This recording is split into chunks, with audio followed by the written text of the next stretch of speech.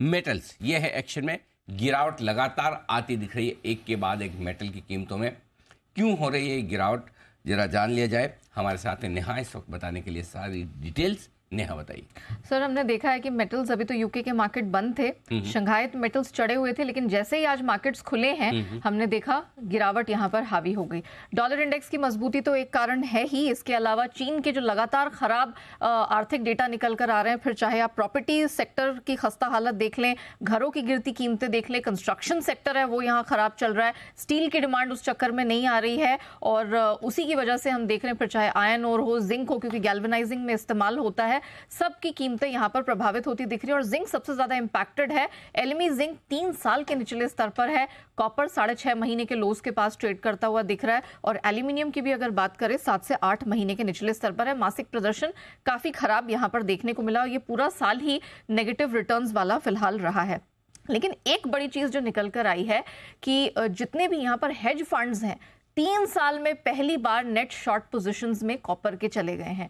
Clearly यहां पर एक ऑप्टिमिज्म लगातार साल की शुरुआत से बना था कि चीन की डिमांड निकल कर आएगी, कॉपर को लेके बहुत बुलिश थे, लेकिन वो बबल अब फिजल आउट होता हुआ दिखाई दे रहा है और 3 सालों में पहली बार नेट शॉर्ट की पोजीशन बनी है और जो नेट लॉन्ग्स की पोजीशन है वो 7 से 8 महीने के लोस पर चली गई है और ये लगातार बढ़ती चली जा रही है। तो ये एक बड़ा फैक्टर है जो दिखा रहा है कि किस तरह से अब जो चाइनीज डिमांड है उसको लेके जो यूफोरिया है वो बिल्कुल पूरी तरह से घटता हुआ दिखाई दे रहा है और वो कीमतों में डिमांड में रिफ्लेक्ट भी हो रहा है। इसके अलावा इन्वेंट्रीज भी बढ़ी हैं क्योंकि डिमांड सामने से नहीं आ रही है। जिंक इन्वेंट्री 8 महीने में सबसे अधिक रही है।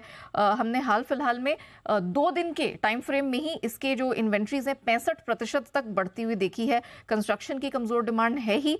इंडोनेशिया ने बैन लगाया था काफी सारे मिनरल्स और मेटल्स पे, लेकिन उन्होंने अब कुछ चुनिंदा मेटल्स को एक्सपोर्ट करने के लिए यहां पर हामी भर दी, जिसमें कॉपर, लेड, आयरन और जिंक ये सब आते हैं। और ऑफ कोर्स वो निकल का एक प्राइस इंडेक्स भी यहां पर निकाल रहे हैं।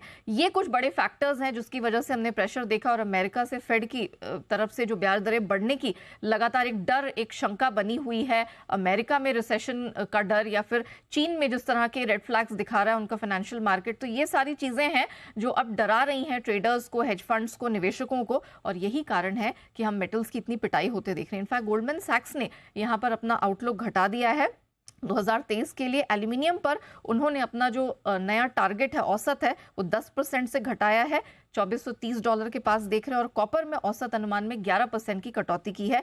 सबसे ज्यादा गिरावट उन्हें निकेल और जिंक में दिख रही है। 12 महीने के टाइम फ्रेम में देखा जाए तो मौजूदा स्तरों से कीमतों में वो 15 से 24% तक का करेक्शन आता हुआ दिख रहे हैं। हालांकि बैंक ऑफ अमेरिका मानता है कि $10,000 कॉपर में दिख जाएगा साल के अंत तक अगर चाइनीज डिमांड रिकवर करती है, और ट्राइफिगरा अगले साल के लिए $12,000 यानी रिकॉर्ड लेवल की बात कर रहा है। तो सब कुछ यहां पर आके अटक जाता है चाइनीज डिमांड को लेते हुए। अब वो जब आएगी तब मेटल्स यहाँ चढ़ते दिखेंगे। जब तक चाइनीज डिमांड नहीं आएगी तब तक आपको प्रेशर यहाँ पर बनते हुए दिखेगा ही। ये आप मेटल्स में ट्रेंड देख भी रहे हैं। बहुत बहुत शुक्रिया नेहा, ये डिटेल्स हमारे साथ शेयर करने के लिए।